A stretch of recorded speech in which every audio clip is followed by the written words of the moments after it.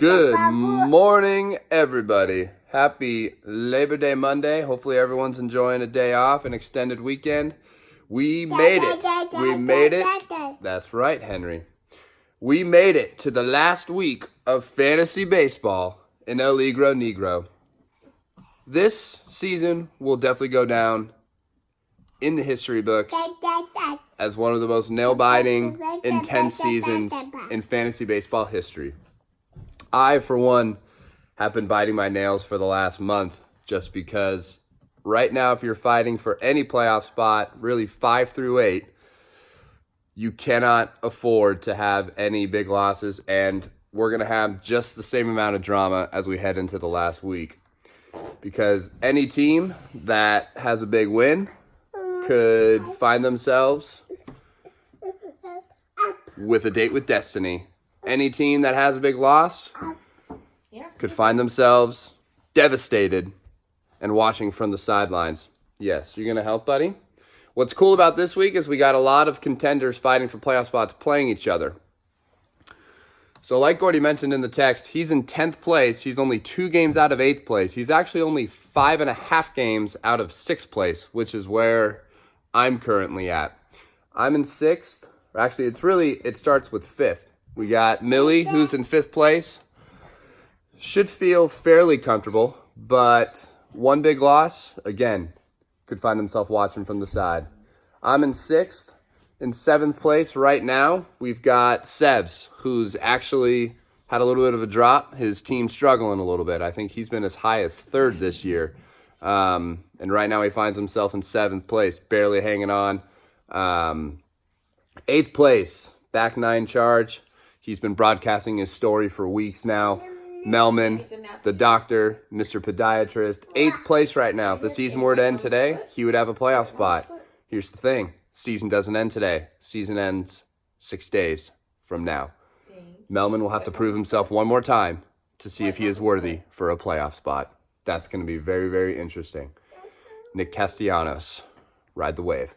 9th place right now. These are teams on the outside looking in, but very close. We got Scotty, warning track power. Been an interesting year for Scott. Kind of been a slow bleed to his current state. Started off the year, I believe, pretty strong.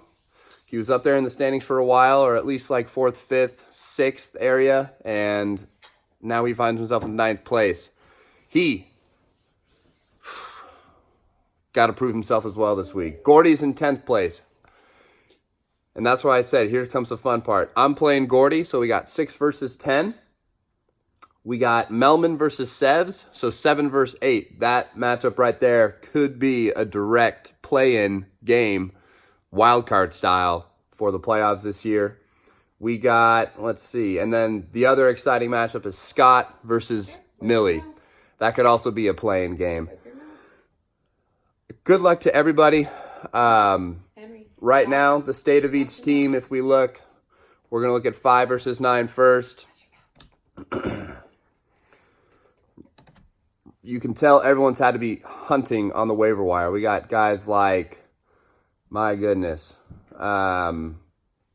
Chris Davis on Scotty's team, who was actually, I think he was dropped by Dave.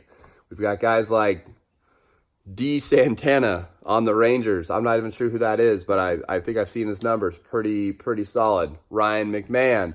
We've got guys on Millie's team. Yordan Alvarez, late pickup. Aquino, late pickup. Yordan's been amazing, by the way.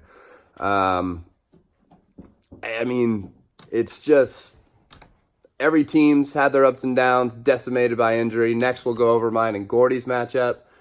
My team has been crushed the last couple of weeks by injury, hanging on by a thread, not very confident heading into this week. Gordy's got guys like, man, he's kind of had the same team. He picked up Kyle Schwarber later in the year. Hunter Renfroe is still in the starting lineup. Dickerson on Philadelphia, hoping for, a little bit of lightning in a bottle there. He's got Odorizzi going today. He's got, I mean, I know baseball pretty well, and there's a guy on multiple teams. I'm not even sure who they are, but that's how deep this league goes. We got Melman versus Sebs. This is the matchup I'm really going to be watching. Really, there's all three of those matchups that I mentioned are ones that you got to mention. Sebs has been fighting.